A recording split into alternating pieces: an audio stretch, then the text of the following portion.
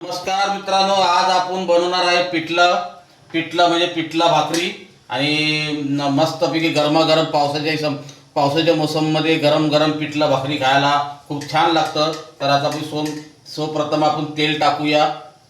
पिठलं भाकर 3 चमचे तेल घेतलेलं आहे आणि तेलला चांगलं व्यवस्थित गरम होऊ द्या. आपण पहिलं टाकूया जिरं टाकूया, राई टाकूया. राई टाकल्याच्या नंतर आपण टाकूया थोडासा कढीपत्ता, कारण कढीपत्ता पिठल्याला खूप छान लागतो. आणि आता आपण टाकूया लसूण,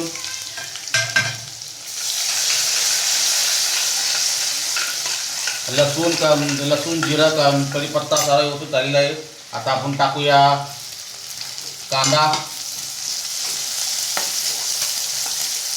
कांदा टाकल्याच्या नंतर आपण टाकूया बारीक केलेली मिरची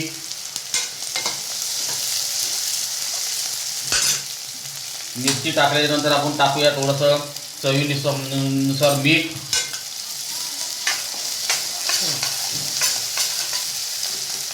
टमाटे थोडेसे घेतले, अर्धा टमाटा घेतलेला आहे, जास्त नाही.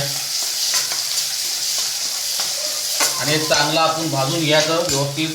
आणि आता आपण टाकूया हळद पावडर, थोडीशी लाल मिरची पावडर, धना पावडर, थोडीशी अजून लाल मिरची पावडर.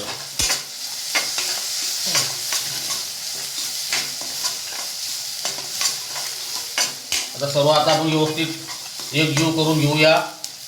आणि पावसाच्या मोसममध्ये गरमागरम जर पिठला भाकरं भेटला ना तर नादच खुला. आता सर्व आपलं हे शिजलेलं आहे. आता आपण टाकूया बेसनचं घोल.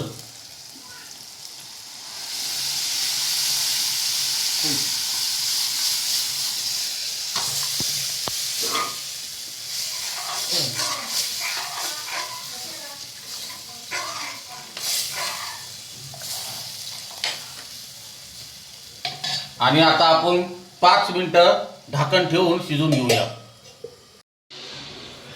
नमस्कार मित्रांनो, आता आपला पिठला तयार झालेला आहे. पिठलं बघा सत्ताला झकास. आणि आपण टाकूया थोडीशी कोथिंबीर वरना. आणि व्हिडिओ आवडला तर सब करून ठेवा, जेणेकरून तुम्हाला माझे नवीन व्हिडिओ पाहायला भेटतील. आणि मी असेच नवीन जर तुम्ही माझे व्हिडिओ स्किप करू नका. आणि चांगलं मस्त पद्धतीने आपण झुणका बनवलेला आहे, तुम्ही पण बनवून खा. आणि व्हिडिओ आवडले तर सब करून ठेवा, जेणेकरून माझे तुम्हाला नवीन व्हिडिओ पाहायला भेटतील. चव माझ्या महाराष्ट्राची.